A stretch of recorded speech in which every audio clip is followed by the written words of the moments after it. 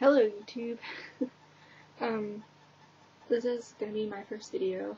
I'm sorry if I'm a bit awkward or my voice isn't loud enough. My camera sucks, and if the quality is bad, I'm sorry. My camera sucks. This video is actually gonna be about my miscarriage I had a month ago from today, actually February 9th.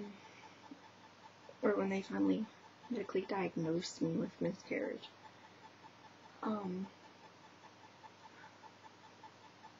the 6th of February, well, I found out I was pregnant. Let me go back to the beginning when I found out I was pregnant. Yeah, okay. I found out I was pregnant on January 29th, and I took a pregnancy test. Of course, I took a pregnancy test, and let me see if I can get it to show up. Yeah. 2 lines. Okay. And I made an appointment with a doctor, and it was February 14th. My first prenatal appointment. On February 5th or 6th, I started bleeding, but I didn't think really anything of it because it wasn't a lot. It was just like spotting, and I heard that, you know, some people thought when implantation occurs. So I really didn't think much of it, and then the 7th rolls around, and I'm bleeding through pads, and I'm clotting and everything, and so I went to the doctor that morning. The ER, and they did an intrauterine ultrasound, and then they did 2 regular ultrasounds and a pelvic exam, and they took blood, and they took all my vital signs, and all this happened over the course of like 4 hours of being in the hospital. My HCG levels came back, and they were 1800, and the ER doctor said that usually you could see the baby around when your levels are at 2000. So maybe that's why they weren't seeing the baby, was because it was too early. Well, they discharged me and told me to come back in 2 days. And they gave me this discharge paper, and the ER doctor thought I was having an ectopic pregnancy, which is where the baby is in your tubes and not in your uterus. But I wasn't. The ultrasound technician said she didn't see the babies in my tubes either. But I came back in 2 days, which was on the 9th, and I still had my hospital bracelet from that day. And they did more ultrasounds and more blood work and checked my vital signs, and this happened over the course of 3 hours. And my HCG levels came back, and they dropped all the way to 472. And the ultrasound still wasn't picking up anything. So they diagnosed me with miscarriage and sent me home. And this was the discharge. This was the discharge papers they gave me, and this was their final diagnosis right here,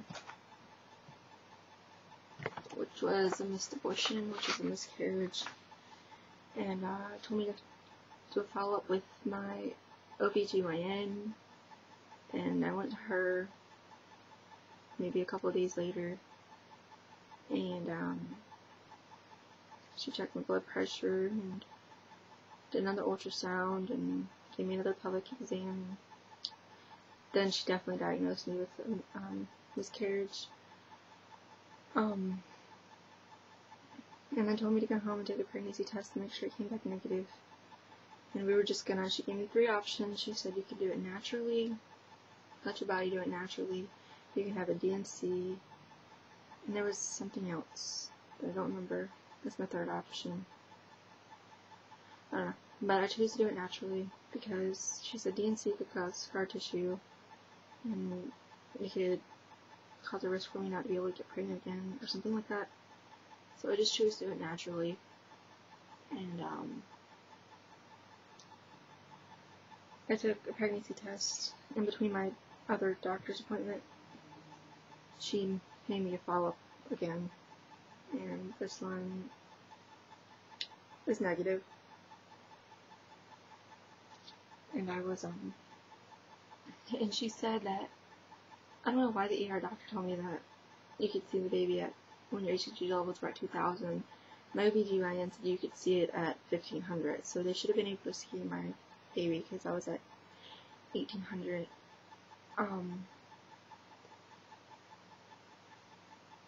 The ER doctor said that I was about 5 weeks or so along, 5 or 6 weeks.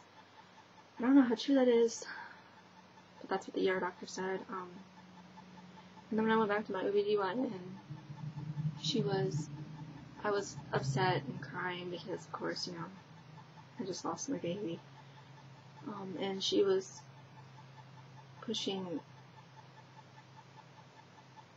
contraceptive on me and sticking a rod in my arm. After all the blood work and stuff, I had bruises everywhere. I was not going to get a rod stuck in my arm. I already had birth control, and she was still pushing and pushing it on me. And then I guess she tried to be moral support or something, but she was not making it better. She was saying all the things wrong to me that she didn't need to be saying. She was saying, you know, maybe God didn't want you to have a baby right now. It happened for a reason. It's in a better place. You know, there's all the things you don't need to be saying to somebody that just had a miscarriage. And this was my doctor saying this. So, she left the room and she was like, well, if you don't want the contraceptive, then you can just leave and call me back when you want it. I just left.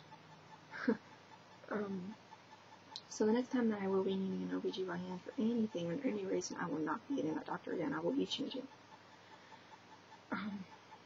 There's no need to be saying all that, especially if you've not been through it and you don't know what it's like. You don't need to be saying anything like that because it doesn't make it any better. But anyway, it's not an easy road to go down, and